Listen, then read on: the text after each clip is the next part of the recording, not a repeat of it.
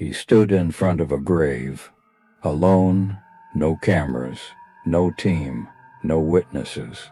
Michael Schumacher knelt down, and he made a promise to a dead man. A small cemetery in Maranello, Italy, behind the Ferrari factory.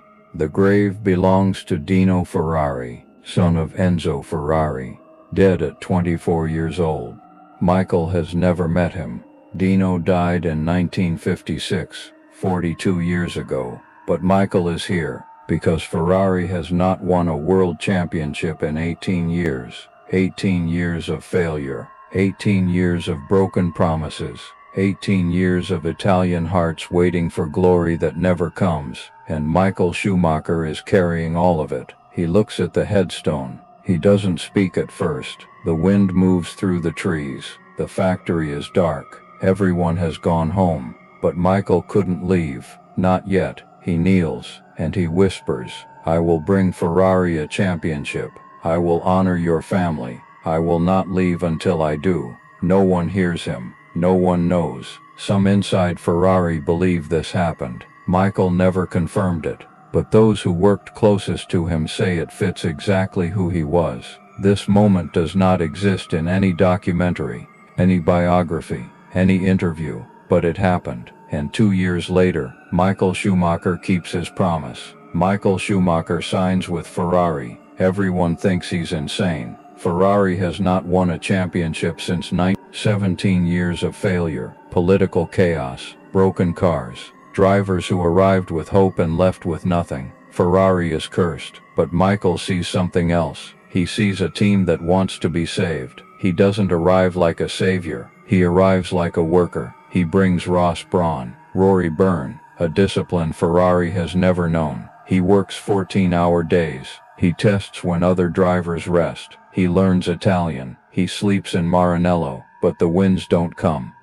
No championship. He comes within 1 point. Loses to Jacques Villeneuve after a collision at Darras. It looks desperate, reckless. The press destroys him. He dominates the first half of the season. Then Mika Häkkinen takes it away. 3 years, 3 failures. The Italian press is brutal. They call him a fraud, a mercenary, a man who took Ferrari's money but cannot deliver. The tifosi, the Ferrari fans, still love him, but their love is turning into doubt, and Michael feels it. He feels the weight of history, the weight of Enzo Ferrari's legacy, the weight of a team that has not tasted glory in nearly 2 decades. It is crushing him. One night in 1998, after another disappointing race, Michael cannot sleep. He sits in his hotel room. The lights are off. He stares at the ceiling. He thinks about quitting. Not racing, just Ferrari. He could go to McLaren, to Williams, to a team that wins, a team that doesn't carry 18 years of failure on its back.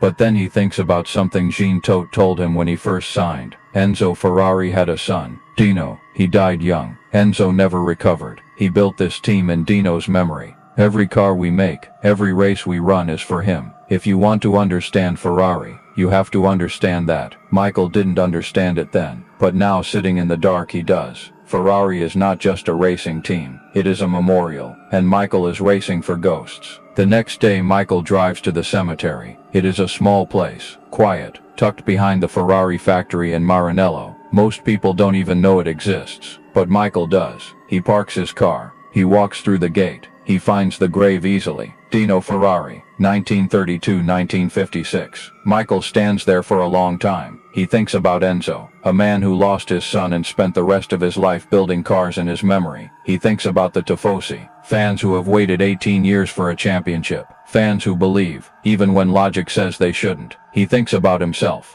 a driver who has won 2 championships already, a driver who could walk away and still be remembered as great. But greatness is not enough. Not here. Not at Ferrari. Michael kneels. He doesn't pray. He doesn't believe in that. But he makes a promise. I will bring Ferrari a championship. I will honor your family. I will not leave until I do. He says it out loud, even though no one is listening, because saying it makes it real. Michael stands. He looks at the grave one more time. Then he walks back to his car, and he goes back to work. Michael breaks his leg at Silverstone. The championship slips away. Eddie Irvine fights for it, comes close, but loses to Häkkinen. Another year, another failure. Michael watches from the sidelines, unable to race, unable to help, and he thinks about the promise. He is running out of time. Japan, Suzuka Circuit. Michael Schumacher crosses the finish line in second place, but Mika Häkkinen has retired. Michael Schumacher is the 2000 world champion, Ferrari's first in 21 years. The team erupts. Mechanics are crying. Jean Todt is crying. The Tifosi in the grandstands are waving flags and screaming. Michael sits in the cockpit. He does not move. He thinks about the grave, the promise, the moment no one knows about. Later, after the podium, after the champagne, after the interviews, Michael tells Jean Todt he needs to go somewhere. Where? I'll be back tomorrow. Jean knows better than to ask. Michael flies back to Italy that night. He drives to Maranello, to the cemetery. It is dark. The gates are closed. He climbs over the fence. He walks to the grave. He is carrying the trophy, the one they gave him on the podium. Heavy, gold, engraved with his name and the year. He sets it down at the base of the headstone. He kneels. I kept my promise. He doesn't stay long. He stands. He walks back to the car. He leaves the trophy there. No one sees him. No cameras. No witnesses. No proof. Just Michael, and the grave, and the promise kept. The next morning, a groundskeeper finds the trophy. He doesn't understand. He brings it to the Ferrari factory. Jean Todt sees it. He knows immediately. He doesn't say anything. He puts the trophy in a display case, in a private room, where only a few people ever go, and he never asks Michael about it, because some things are sacred. Michael wins again. Again.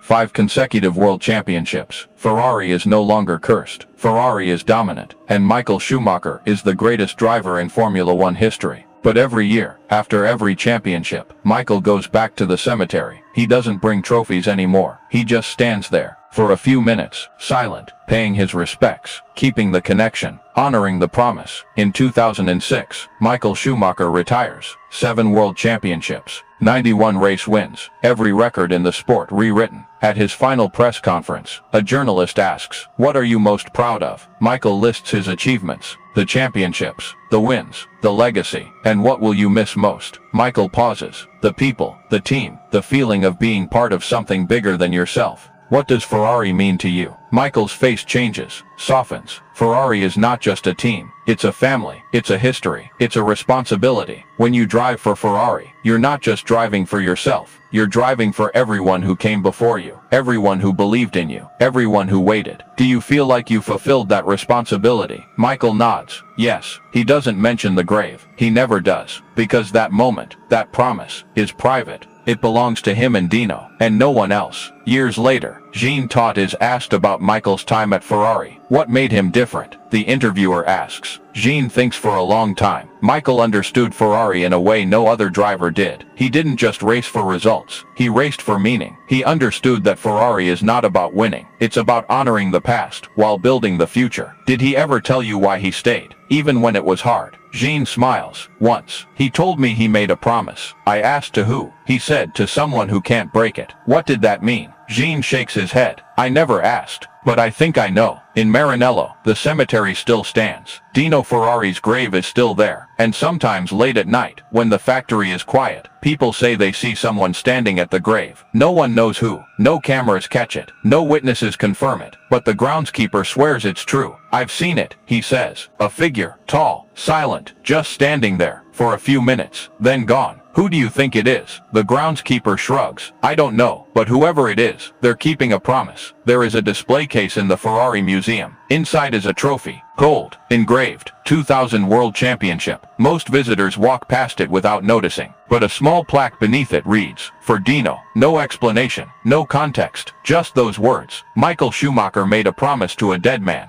and he kept it. Not for glory, not for fame, not for history, but because some promises are bigger than the person who makes them. Some promises connect the living and the dead. Some promises rewrite destiny. In 1998, Michael Schumacher knelt at a grave and made a promise. In 2000, he kept it. And for the rest of his life, he never spoke about it. Because the greatest promises are the ones no one knows about. The greatest victories are the ones celebrated in silence. And the greatest legacies are the ones built on honor, not headlines.